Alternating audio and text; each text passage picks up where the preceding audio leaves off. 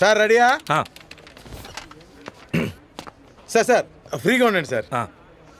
Sir కొంచెం లెఫ్ట్కి రండి sir. Okay sir. Ready sir, action.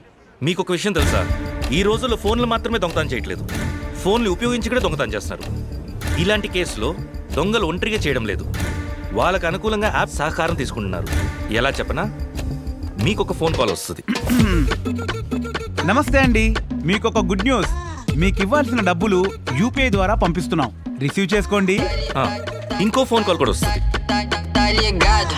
Good afternoon sir, నేను మీ బ్యాంక్ నుంచి మాట్లాడుతున్నాను. మీరు యూపీఐ ట్రాన్సాక్షన్స్ ఎక్కువ చేయడం వల్ల మీ అకౌంట్ లో మనీ యాడ్ అయింది.